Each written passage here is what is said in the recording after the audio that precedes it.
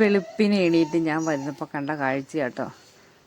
കക്ഷി ഭയങ്കര സങ്കടത്തിൽ ഇങ്ങനെ മൂളി മൂളി കിടക്കുവാണേ. എന്നാന്ന് ചോദിച്ചിട്ട് അവൻ എന്നെ നോക്കുമല്ലാണ്ട് എനിക്ക് കാര്യം പിടുത്തം കിട്ടി കേട്ടോ. അപ്പം ഞങ്ങളെല്ലാം ഈ വെളുപ്പിനെ എണീക്കുന്ന ആൾക്കാരെ, ഒരു 4 മണി 4:15 ആകുമ്പോൾ എണീക്കുന്ന ആൾക്കാരാണ് കേട്ടോ. അപ്പോൾ അതനുസരിച്ച് നേരത്തെ കിടക്കുകയും ചെയ്യും കേട്ടോ. അപ്പം ഇവരെ പുറത്തു വിടണം ഈ വെളുപ്പിനെ കേട്ടോ ഇവിടുന്ന്. അപ്പം അവളെ എപ്പം വേണേലും ഞങ്ങൾക്ക് പുറത്തു വിടാം. പക്ഷേ അവൾ ഈ പരിസരം വിട്ട് തൊട്ടടുത്തൊക്കെ അല്ലാണ്ട് പോകില്ല കേട്ടോ. അപ്പം പകൽ ഇവനെ ഒട്ടും വിടത്തില്ല. അപ്പം ഇവനെ ലീഷയിലല്ലേ കൊണ്ടുപോകുന്നത്. അപ്പം ഇവനെ ലീഷയിലല്ലാതെ വെളുപ്പിനെ ഫുള്ളായിട്ട് വിട്ടേക്കും കേട്ടോ. അപ്പോൾ ഈ സമയത്ത് എണീക്കുമ്പം ഇവനെ മാത്രമായിട്ടാണ് വിടണത്. അപ്പോൾ ഇന്ന് ആദ്യം പപ്പ ഇറങ്ങിക്കഴിഞ്ഞപ്പോൾ അവളാണ് ചാടി ഇറങ്ങിയത്.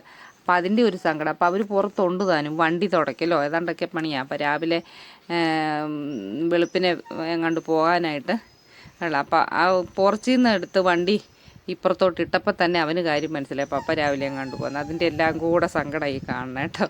അപ്പം പിന്നെ അവളൂടെ ആ കൂടെ ഉണ്ടല്ലോ എന്നുള്ള ഒരു ഇച്ചിരി കുശുമ്പും കാരണം കരച്ചിലടക്കാനും വയ്യ കേട്ടോ. അപ്പം നമുക്കിത് കാണുമ്പോൾ നമുക്ക് ഇവൻ്റെ ഈ സങ്കടം നമുക്ക് ഇത്തിരി സഹിക്കാൻ പറ്റാത്ത കാര്യം കേട്ടോ. കാരണം ഇവനെ അങ്ങനെ പുറത്ത് വിടുന്നില്ലല്ലോ. കാര്യം ഒരു 2-3 പ്രാവശ്യം ഞാൻ ലീഷയെ കൊണ്ടുപോകുമെന്ന് പറഞ്ഞാലും ഇവനെ സംബന്ധിച്ചിടത്തോളം സങ്കടം ഭയങ്കര കേട്ടോ. അപ്പോൾ സമാധാനിപ്പിച്ചിട്ടും വലിയ കാര്യമൊന്നുമില്ല. ആ മുഖത്ത് സങ്കടം ഇങ്ങനെ എഴുതി വെച്ചേക്കും കേട്ടോ. അതിനി ഇത്തിരി കഴിഞ്ഞ് കഴിഞ്ഞപ്പം അപ്പനും മോളും അകത്ത് കയറി കഴിഞ്ഞ് കഴിഞ്ഞപ്പം അവനെ പുറത്തോട്ട് വിട്ടു കേട്ടോ. അപ്പോൾ ഒന്നിച്ച് വിടാറില്ല കേട്ടോ. കാര്യം എന്നാ വെച്ച് കഴിഞ്ഞാൽ 2 പേരും കൂടെ ഒന്നിച്ചാണ് അങ്ങ് പോവുക. അപ്പം അതുകൊണ്ടാണ് വീടില്ലാത്തത്. അതിന് അവർ കയറി കഴിഞ്ഞ് കഴിഞ്ഞപ്പോൾ പുറത്തോട്ട് വിട്ടു. അപ്പം ലൈറ്റ് ഫ്രണ്ടിലത്തെ ഞാൻ ലൈറ്റ് ഇട്ടില്ലായിരുന്നു, സൈഡിൽ മാത്രമേ ഇട്ടിട്ടുള്ളായിരുന്നു കേട്ടോ. അപ്പോൾ ഇവ മൊത്തത്തിലൊന്ന് പരിശോധിച്ച് വണ്ടി പരിശോധിച്ച് ഇവന് ഇനി വണ്ടിയിൽ അവളെ കയറ്റിയോ എന്നൊക്കെ അറിയാനൊരു സംശയം. ചിലപ്പോൾ എലി കയറി ഇതിൻ്റെ ബോണറ്റിൻ്റെ അകത്തെ. അപ്പം ഇത് വാടാ സമരത്തിൽ ചെയ്യാതെ വാ അതിന് പൊന്നല്ലേ ഇങ്ങി വാ.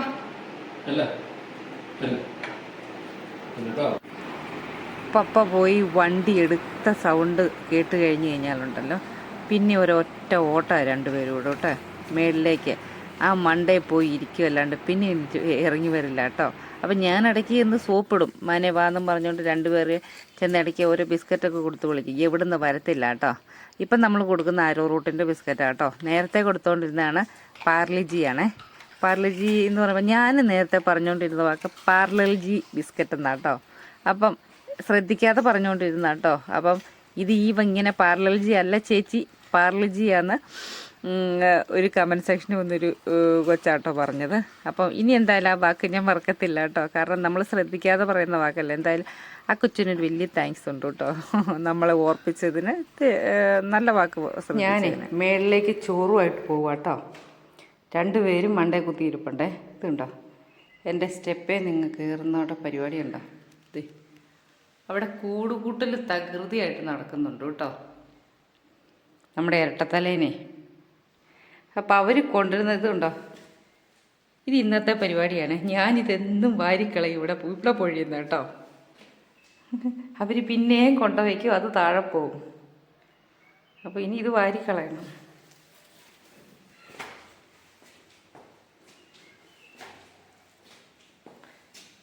ചേച്ചുകുട്ടി ഹലോ.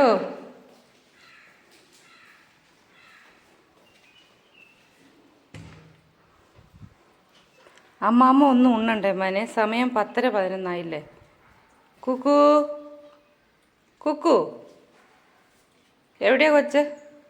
ഇത് കണ്ട ആ പക്ഷി വന്നിരിക്കുന്നുണ്ട് ആ ഗ്രില്ലേ. അമ്മാമ്മ ഉണ്ണണ്ടേ? ഇങ്ങനെ ഇരുന്നാൽ മതിയോ? മമ്മുണ്ണ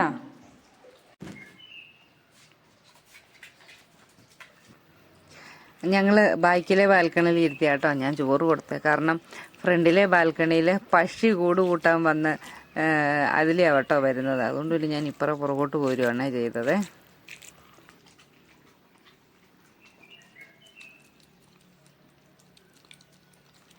ഇതെന്നാ ചച്ചുക്കുട്ടി കുഞ്ഞു പായ ഉണ്ടെന്നേ.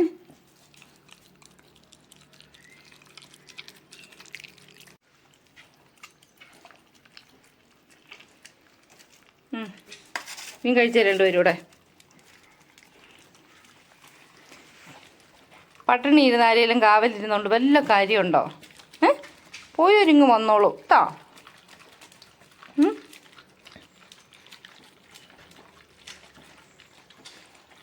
പോയി കഴിഞ്ഞാൽ ഇങ്ങനെയാ കേട്ടോ, മണ്ടയിലങ്ങ് ഇരുന്നോളും. പിന്നെ നമ്മൾ ഭക്ഷണം കഴിക്കാനൊന്നും വിളിച്ചാൽ വരത്തേ ഇല്ല. അപ്പോൾ പിന്നെ ചോറും കൊണ്ട് മണ്ടയിലോട്ട് വന്ന് 2-3 വാരി വായിലോട്ട് വെച്ച് ആ കറിയുടെ ആ ടേസ്റ്റ് അങ്ങ് പിടിച്ച് കഴിഞ്ഞ് കഴിയുമ്പോൾ പിന്നെ ഉഷാറായിക്കോളും. ഇത് സ്ഥിരം പരിപാടി കേട്ടോ. ഇന്നിപ്പം ഞാൻ നോക്കിയപ്പോൾ 10:30 കഴിഞ്ഞു, 11 ആകാറായി. അപ്പോൾ പിന്നെ താഴോട്ട് ഇറങ്ങി വരില്ല. അതുകൊണ്ട് ശാപ്പാട് കഴിഞ്ഞ് ഇതേ വന്നിരിക്കുന്നു വീണ്ടും. ഇതേ ശാപ്പാട് കഴിഞ്ഞു. ഇനി ഇതുണ്ടോ, ആ വഴിയിലോട്ട് നോക്കിയിരിക്കുവാണേ.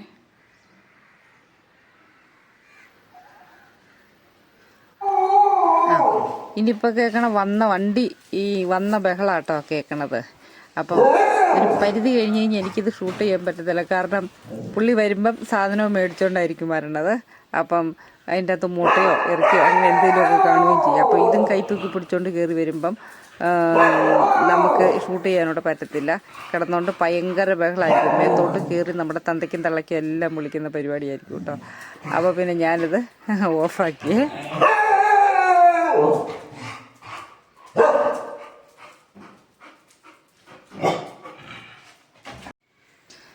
പപ്പയെല്ലാം വന്നു ആഘോഷമൊക്കെ കഴിഞ്ഞപ്പം ഞാൻ നോക്കിക്കഴിഞ്ഞപ്പോൾ അവൻ നല്ല വിശാലമായിട്ട് കിടന്നുറങ്ങുക കേട്ടോ. അവൻ ഏറ്റവും സമാധാനമായിട്ട് കിടന്നുറങ്ങുന്നത് ഇങ്ങനെയാട്ടോ, നല്ല സുഖമായിട്ട് കിടന്നുറങ്ങിക്കോളൂ കേട്ടോ. ഞാൻ പിന്നെ ഒന്ന് കഴുത്തേലും മൂന്തയിലൊക്കെ ഒന്ന് തൂത്തിട്ട് ഞാൻ പിന്നെ എൻ്റെ പണിക്ക് പോകും കേട്ടോ. അപ്പോൾ അവൻ ഏറ്റവും നല്ല ഉറക്കമല്ലേ. അപ്പോൾ ഇനിയിപ്പോൾ അടുത്ത വീഡിയോയിൽ കാണാം കേട്ടോ.